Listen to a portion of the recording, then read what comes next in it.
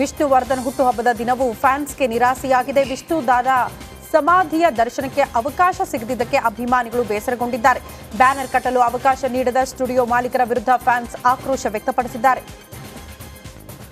ಈಗ ಸಂಸ್ಕಾರಗೊಂಡಂತಹ ಜಾಗ ನಮಗೆ ಅದು ಪುಣ್ಯಭೂಮಿ ಆಗಿದೆ. ನಮ್ಮ ಭಾವನೆಗಳ ಜೊತೆಗೆ ಬೆಸ್ತಿದ್ದಾವೆ. ಅದರ ಜೊತೆಗೆ ಅದನ್ನು ನಾವು ಉಳಿಸ್ಕೊಡಿ ಅಂತ ಕೇಳಿದರೆ, ಒಂದು ಇಲ್ಲಿ ಬಾಲಣ್ಣನವರು ಇನ್ನೊಂದು ಕುಟುಂಬ ಅವರು ಹೇಳ್ತಾರೆ, ಅವರು ಕಲಾವಿದರ ಕುಟುಂಬ ಅವರು ಹೇಳ್ತಾರೆ, ಅವರು ಇಲ್ಲೇನೋ ಕಮರ್ಷಿಯಲಿ ಏನೋ ಮಾಡಬೇಕು ಅಂತಿದ್ದಾರೆ. ಮಧ್ಯದಲ್ಲಿ ವಿಷ್ಣುವರ್ಧನ್ ಅವರು ಇರಬಾರ್ದು, ಅವ್ರನ್ನ ಇಲ್ಲಿಂದ ಸ್ಥಳಾಂತರ ಮಾಡಬೇಕು, ಆ ಸಮಾಧಿನ ಕೆಡವಬೇಕು ಅನ್ನೋ ಷಡ್ಯಂತ್ರ ಮಾಡ್ತಿದ್ದಾರೆ. ಮೇರು ಕಲಾವಿದರಿಗೆ ಒಂದು 100 ಅಡಿ ಜಾಗ ಇಲ್ಲ ಈ ಸರ್ಕಾರದಲ್ಲಿ, ನಮ್ಮ ನಾಡಲ್ಲಿ ಅಂತಂದರೆ ದುರಂತ ಅನಿಸ್ತಿದೆ ಮೇಡಮ್ ನಮಗೆ. ಅದಕ್ಕೆ ಈ ನಾಡಿನ ಪ್ರಜ್ಞಾವಂತಿಕೆಗೆ ಇದೊಂದು ಸವಾಲು. ನಾವು ಇಷ್ಟೊಂದು ಇನ್ನು ವಿಷ್ಣು ಸೇನಾ ಸಂಘದ ಸದಸ್ಯರಿಗೆ ಅಭಿಮಾನ್ ಸ್ಟುಡಿಯೋ ಒಳಗೆ ಪ್ರವೇಶಿಸಲು ಪೊಲೀಸರು ಬಿಡ್ಲಿಲ್ಲ. ಸ್ಟುಡಿಯೋ ಗೇಟ್ ಬಳಿಯೇ ಅವರನ್ನ ತಡೆದು ವಾಪಸ್ ಕಳಿಸಿದ್ರು. ವೀರಕಪುತ್ರ ಶ್ರೀನಿವಾಸ್ ಸೇರಿ ಹಲವರನ್ನ ತಡೆಯಲಾಯಿತು. ಕೋರ್ಟ್ ತಡೆಯಾಜ್ಞೆ ಇದೆ ಅಂತ ಪೊಲೀಸರು ಸಮಾಧಿ ದರ್ಶನಕ್ಕೆ ಅವಕಾಶ ನೀಡಿಲ್ಲ. ಕೋಲಾರದಲ್ಲಿ ನಟ ವಿಷ್ಣುವರ್ಧನ್ ಹುಟ್ಟುಹಬ್ಬವನ್ನು ವಿಶೇಷವಾಗಿ ಆಚರಿಸಲಾಯಿತು. ನಲ್ಲೂರಮ್ಮ ಮಕ್ಕಳ ಆಶ್ರಮದಲ್ಲಿ ವಿಷ್ಣುವರ್ಧನ್ ಫೋಟೋಗೆ ಅಭಿಮಾನಿಗಳು ಪೂಜೆ ಸಲ್ಲಿಸಿ ಬರ್ತ್ಡೇ ಆಚರಿಸಿದ್ರು. ಆಶ್ರಮದ ಮಕ್ಕಳಿಗೆ ತಿಂಡಿ ಊಟ ಬಡಿಸಿ ಅರ್ಥಪೂರ್ಣವಾಗಿ ಸೆಲೆಬ್ರೇಟ್ ಮಾಡಲಾಯಿತು. ಮತ್ತೆ ಹುಟ್ಟಿ ಬನ್ನಿ ಅಂತ ಮಕ್ಕಳು ಇದೇ ವೇಳೆ ಪ್ರಾರ್ಥನೆ ಸಲ್ಲಿಸಿದ್ರು.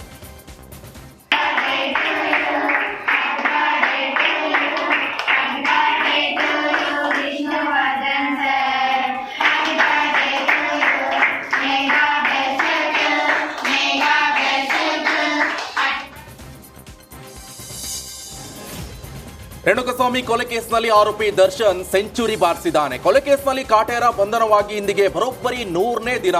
ಜೂನ್ 11ರಂದು ಮೈಸೂರಿನಲ್ಲಿ ದರ್ಶನ್ ಬಂಧನವಾಗಿತ್ತು. ಕೊಲೆ ನಡೆದಿರುವಂತಹ 60 ಗಂಟೆಗಳ ಒಳಗೆ ದಾಸ ಅರೆಸ್ಟ್ ಆಗಿದ್ದ. ದರ್ಶನನ 12 ದಿನ ಕೊಲೆ ಕೇಸ್ ಸಂಬಂಧ ವಿಚಾರಣೆ ಕೂಡ ನಡೆಸಲಾಯಿತು. ಬಳಿಕ ಕೋರ್ಟ್ ನ್ಯಾಯಾಂಗ ಬಂಧನಕ್ಕೆ ನೀಡಿತು. ಇದೀಗ ಬಳ್ಳಾರಿ ಜೈಲಲ್ಲಿ ಕರಿಯ ಕಂಬಿ ಎಣಿಸುತ್ತಿದ್ದಾನೆ.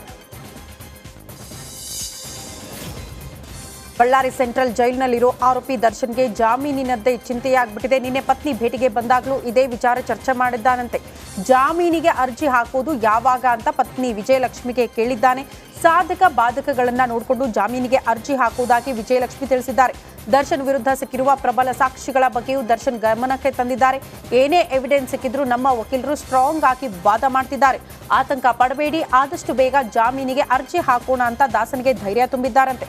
2 ದಿನಗಳಲ್ಲಿ ಜಾಮೀನಿಗೆ ಅರ್ಜಿ ಹಾಕೋ ಸಾಧ್ಯತೆ ಇದೆ. ಇನ್ನು ಬಳ್ಳಾರಿ ಜೈಲಲ್ಲಿ ಲಾಕ್ ಆಗಿರುವಂತಹ ಕೊಲೆ ಆರೋಪಿ ದರ್ಶನ್ ಬೇಡಿಕೆ ಮೇಲೆ ಬೇಡಿಕೆಯನ್ನ ಇಡ್ತಾ ಇದ್ದಾನೆ. ಸರ್ಜಿಕಲ್ ಚೇರ್, ಫೋನ್ ಕರೆ, ಟಿವಿ ಭಾಗ್ಯ ಕೂಡ ಸಿಕ್ಕಾಯಿತು. ಇದೀಗ ಮತ್ತೊಂದು ಹೊಸ ಬೇಡಿಕೆಯನ್ನ ಇಟ್ಟಿದ್ದಾನೆ. ಪ್ಲಾಸ್ಟಿಕ್ ಚೇರ್ ನೀಡುವಂತೆ ದರ್ಶನ್ ಮನವಿಯನ್ನ ಮಾಡಿದ್ದಾನೆ. ಬೆನ್ನೋವು ಹಿನ್ನೆಲೆ ನೆಲದ ಮೇಲೆ ಕೂರಲು ಆಗಲ್ಲ, ಹೀಗಾಗಿ ಒಂದು ಚೇರ್ ಕೊಡುವಂತೆ ಒತ್ತಾಯವನ್ನ ಮಾಡ್ತಾ ಇದ್ದಾನೆ. ಇಷ್ಟು ದಿನ ಸೌಲಭ್ಯಕ್ಕಾಗಿ ಜೈಲಾಧಿಕಾರಿಗಳನ್ನ ಕೇಳ್ತಾ ಇರುವಂತಹ ದರ್ಶನ್ ನಿನ್ನೆ ನೇರವಾಗಿ ನ್ಯಾಯಾಧೀಶರ ಮುಂದೆ ಚೇರ್ ಕೊಡಿಸುವಂತೆ ವಕೀಲರ ಮೂಲಕ ಮನವಿ ಮಾಡಿದ್ದಾನೆ. ನ್ಯಾಯಾಧೀಶರು ಜೈಲ್ ಮ್ಯಾನ್ಯುವಲ್ ಪ್ರಕಾರ ಏನ್ ಕೊಡಬೇಕು ಅದನ್ನ ಕೊಡಿ ಅಂತ ಹೇಳಿದ್ದಾರೆ. ಆದ್ರೆ ಜೈಲು ಮ್ಯಾನ್ಯುವಲ್ ನಲ್ಲಿ ಆರೋಪಿಗಳಿಗೆ ಚೇರ್ ಕೊಡಬೇಕು ಅಂತ ಇಲ್ಲ. ಚೇರ್ ಬೇಕಾದ್ರೆ ಕೋರ್ಟ್ ಅನುಮತಿ ಕೊಡಬೇಕು. ಇನ್ನು ಹೀಗಾಗಿ ದರ್ಶನ್ಗೆ ಪ್ಲಾಸ್ಟಿಕ್ ಚೇರ್ ಸಿಗೋದು ಅಷ್ಟೊಂದು ಸುಲಭ ಅಲ್ಲ. ಮಾಜಿ ಶಾಸಕ ವೆಂಕಟರೆಡ್ಡಿ ಮುದ್ನಾಳ್ ಅವರು ವಿಧಿವಶರಾಗಿದ್ದಾರೆ. ಬಿಜೆಪಿ ರಾಜ್ಯಾಧ್ಯಕ್ಷ ಬಿವೈ ವಿಜೇಂದ್ರ ಅಂತಿಮ ದರ್ಶನ ಪಡೆದು ಕುಟುಂಬಸ್ಥರಿಗೆ ಸಾಂತ್ವನ ಹೇಳಿದ್ದಾರೆ. ವೆಂಕಟರೆಡ್ಡಿ ಮುದ್ನಾಳ್ ಅವರು ಹಿರಿಯರು, ನಿನ್ನೆ ಹೃದಯಾಘಾತದಿಂದ ದೂರವಾಗಿದ್ದಾರೆ. ಅವರ ಅಗಲಿಕೆಯಿಂದ ಬಿಜೆಪಿಗೆ ಅತಿದೊಡ್ಡ ಶಕ್ತಿ ಕಳೆದುಕೊಂಡಂತಾಗಿದೆ. ಪಕ್ಷ ಸಂಘಟನೆಯಲ್ಲಿ ಪ್ರಾಮಾಣಿಕವಾಗಿ ಶ್ರಮವಹಿಸಿದ್ರು. ಕುಟುಂಬಕ್ಕೆ ದುಃಖ ಭರಿಸುವ ಶಕ್ತಿ ಭಗವಂತ ಕರುಣಿಸಲಿ ಅಂತ ಹೇಳಿದ್ದಾರೆ. ಪರಪ್ಪನ ಅಗ್ರಹಾರ ಜೈಲು ಅಧಿಕಾರಿಗಳ ಕರ್ಮಕಾಂಡ ಬಗದಷ್ಟು ಬಯಲಾಗ್ತಾನೆ ಇದೆ. ಸ್ವತಃ ಕೈದಿಗಳೇ ಮೊಬೈಲ್ ತಂದು ಕೊಟ್ಟರು ಜೈಲಾಧಿಕಾರಿಗಳ ಕಳ್ಳಾಟ ಆಡ್ತಿದ್ದಾರೆ ಎಂಬ ಆರೋಪ ಕೇಳಿ ಬಂದಿದೆ. ಪದೇ ಪದೇ ಜೈಲಿನ ಮೇಲೆ ರೇಡ್ ನಡೀತಾ ಇರೋದ್ರಿಂದ ಕೈದಿಗಳು ಬೆಚ್ಚಿ ಬಿದ್ದಿದ್ದಾರೆ. ಜೈಲಿನಲ್ಲಿರುವಂತಹ ಕೈದಿಗಳು ತಾವಾಗಿಯೇ ಮೊಬೈಲ್ ತಂದು ಕೊಡ್ತಾ ಇದ್ದಾರೆ. ಮತ್ತೆ ಹೈ ಸೆಕ್ಯೂರಿಟಿ ಸೆಲ್ನಲ್ಲಿ 30 ಮೊಬೈಲ್ ಫೋನ್ ಪತ್ತೆ ಆಗ್ತಾ ಇದೆ. 8 ಮೊಬೈಲ್ ಸಿಕ್ಕಿದೆ ಅಂತ ದೂರು ದಾಖಲಾಗಿರುವಂತಹ ಆರೋಪ ಕೂಡ ಕೇಳಿ ಬಂದಿದೆ. ಕೈದಿಗಳೇ ಮೊಬೈಲ್ ತಂದು ಕೊಟ್ಟರು ಜೈಲು ಅಧಿಕಾರಿಗಳು ಸುಳ್ಳು ಲೆಕ್ಕವನ್ನ ಕೊಟ್ಟಿದ್ಯಾಕೆ ಎಂಬ ಅನುಮಾನ ಮೂಡಿದೆ. ಜೈಲಿನಲ್ಲಿ ಇನ್ನೂ 100 ಮೊಬೈಲ್ಗಳಿರುವಂತಹ ಶಂಕೆಯಲ್ಲಿ ವ್ಯಕ್ತವಾಗ್ತಾ ಇದೆ. ಜಮ್ಮು ಮತ್ತು ಕಾಶ್ಮೀರ ವಿಧಾನಸಭೆ ಚುನಾವಣೆಯ ಮೊದಲ ಹಂತದ ಮತದಾನ ನಡೀತಾ ಇದೆ. ಬೆಳಗ್ಗೆ 7 ಗಂಟೆಗೆ ಮತದಾನ ಪ್ರಕ್ರಿಯೆ ಆರಂಭವಾಗಿದ್ದು ಸಂಜೆ 6 ಗಂಟೆಗೆ ಮತದಾನ ನಡೆಯಲಿದೆ. ಅಂದ್ರೆ ಅಲ್ಲಿ ತನಕ ಮತದಾನ ಇರುತ್ತೆ. 90 ಕ್ಷೇತ್ರಗಳ ಪೈಕಿ 24 ಕ್ಷೇತ್ರಗಳಲ್ಲಿ ಇವತ್ತು ಮತದಾನ ಪ್ರಕ್ರಿಯೆ ಆರಂಭ ಆಗಿದೆ. ಇತ್ತೀಚಿನ ವರದಿ ಪ್ರಕಾರ ಈ ತನಕ 30% ಮತದಾನ ನಡೆದಿದೆ. ವಿಧಿ 370 ರದ್ದಾದ ಬಳಿಕ ಮೊದಲ ಚುನಾವಣೆ ಇದಾಗಿದೆ.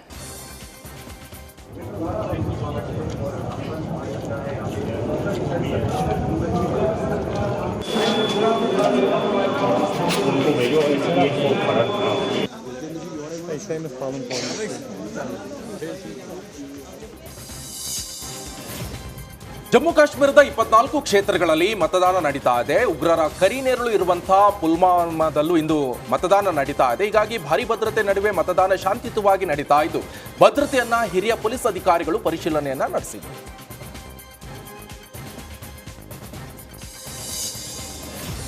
ಉತ್ತರ ಪ್ರದೇಶದಲ್ಲಿ ಮಳೆ ಆರ್ಭಟ ಮುಂದುವರೆದಿದೆ. ಶಹಜಹಾನ್ಪುರದಲ್ಲಿ ನಿರಂತರ ಮಳೆಗೆ ಗರ್ರಾ ನದಿ ಅಪಾಯದ ಮಟ್ಟ ಮೀರಿ ಹರಿತಾ ಇದೆ. ಹೀಗಾಗಿ ಸುತ್ತಮುತ್ತಲಿನ ಗ್ರಾಮಗಳು ನೀರಲ್ಲಿ ಜಲಾವೃತವಾಗಿದೆ. ರಸ್ತೆಯಲ್ಲಿದ್ದ ನಿಲ್ಲಿಸಿದ್ದ ಕಾರುಗಳು ಕೂಡ ಮುಳುಗಡೆಯಾಗಿದೆ.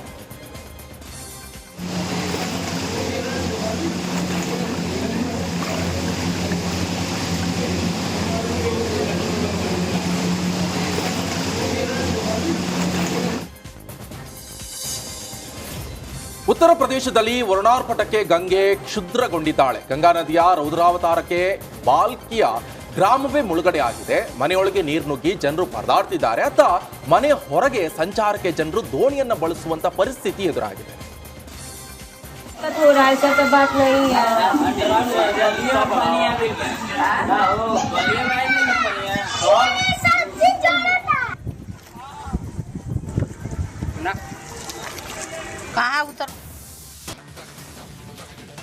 ಇದೀಗ ಟಾಪ್ 30ಯ ಉಳಿದ ಸುದ್ದಿಗಳನ್ನ ಕ್ವಿಕ್ ಆಗಿ ನೋಡ್ತಾ ಹೋಗೋಣ.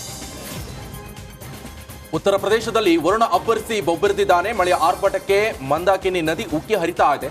ಹೀಗಾಗಿ ಚಿತ್ರಕೂಟದ ತಟದಲ್ಲಿ ಪಿತೃಗಳಿಗೆ ತರ್ಪಣ ಬಿಡಲು ಜನರು ಪರದಾಡುವಂತ ಪರಿಸ್ಥಿತಿ ನಿರ್ಮಾಣ ಆಗಿದೆ.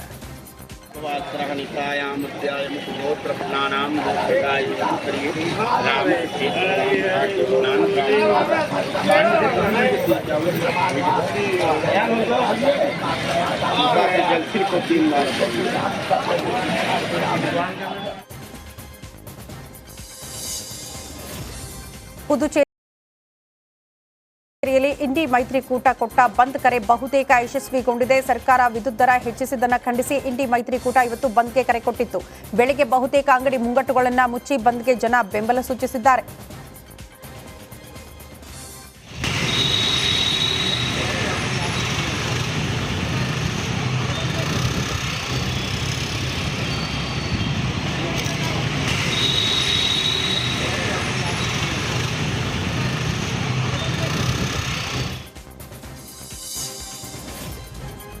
ಲೆಬನಾನ್ನಲ್ಲಿ ಹೆಜ್ಬುಲ್ಲಾ ಉಗ್ರರು ಬಳಸ್ತಾ ಇರುವಂತಹ ಸಾವಿರಾರು ಪೇಜರ್ಗಳು ಒಂದೇ ಸಲಕ್ಕೆ ಸ್ಫೋಟವಾಗಿದೆ. ಈವರೆಗೆ 12 ಮಂದಿ ಮೃತಪಟ್ಟಿದ್ದಾರೆ.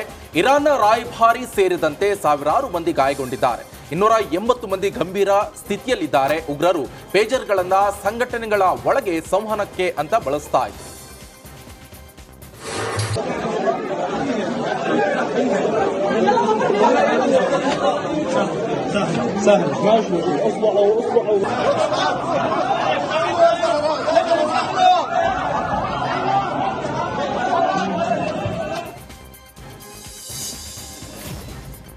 ಪೋರ್ಚುಗಲ್ನ ಪೋರ್ಟೋ ಎಂಬಲ್ಲಿ ಭಾರೀ ಕಾಡ್ಗಿಚ್ಚು ಕಾಣಿಸಿಕೊಂಡಿದೆ. ಈವರೆಗೂ 3 ಮೃತಪಟ್ಟಿದ್ದು 17 ಮಂದಿ ಗಂಭೀರವಾಗಿ ಗಾಯಗೊಂಡಿದ್ದಾರೆ. ಕಾಡಿನ ಸುಮಾರು 30 ಕಡೆಗಳಲ್ಲಿ ಈ ರೀತಿ ಬೆಂಕಿ ಹೊತ್ತಿ ಉರಿತಾ ಇದ್ದು ನಿಯಂತ್ರಣ ಮಾಡೋದಕ್ಕೆ ತುರ್ತು ಸೇವೆಗಳ ಸಿಬ್ಬಂದಿ ಹರಸಾಹಸ ಪಡ್ತಿದ್ದಾರೆ.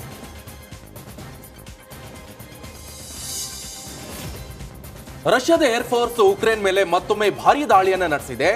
ವನೋರ್ಕ್ವಾ ಎಂಬ ಹಳ್ಳಿಯಲ್ಲಿ ಅಡಗಿರುವಂತಹ ಉಕ್ರೇನ್ ಸೈನಿಕರ ಮೇಲೆ ವೈಮಾನಿಕ ದಾಳಿಯನ್ನು ನಡೆಸಲಾಗಿದೆ. ಹಲವಾರು ಗಾಯಗೊಂಡಿದ್ದಾಗಿ ತಿಳಿದು ಬಂದಿದೆ. ರಕ್ಷಣಾ ಸಚಿವಾಲಯ ಇಲಾಖೆ ಇದನ್ನ ಮುನ್ಸೂಚನೆಯನ್ನು ಕೊಟ್ಟಿದೆ. ಅನ್ಯ ಗ್ರಹ ಜೀವಿಗಳ ಬಗ್ಗೆ ಮನುಷ್ಯರಿಗೆ ಇರುವ ಕುತೂಹಲ ಇಂದು ನಿನ್ನೆಯದಲ್ಲ. ಯುಎಫ್ಒಗಳು ಕಾಣಿಸಿಕೊಂಡ ಬಗ್ಗೆಯೂ ಆಗಾಗ ವರದಿ ಆಗ್ತಾ ಇರುತ್ತೆ. ವಿಯೆಟ್ನಾಂನ ವ್ಯಕ್ತಿಯೊಬ್ಬ ತನ್ನ ಕುತೂಹಲವನ್ನು ಮತ್ತೊಂದು ರೀತಿ ತಣಿಸಿಕೊಳ್ಳೋದಕ್ಕೆ ಮುಂದಾಗಿದ್ದಾನೆ. ಅನ್ಯ ಗ್ರಹ ಜೀವಿಗಳ ಕಾಲ್ಪನಿಕ ವಾಹನದ ಮಾದರಿಯಲ್ಲಿ ದೋಣಿಯೊಂದನ್ನು ರಚಿಸಿ ಸಖತ್ ಸುದ್ದಿಯಾಗಿದ್ದಾನೆ.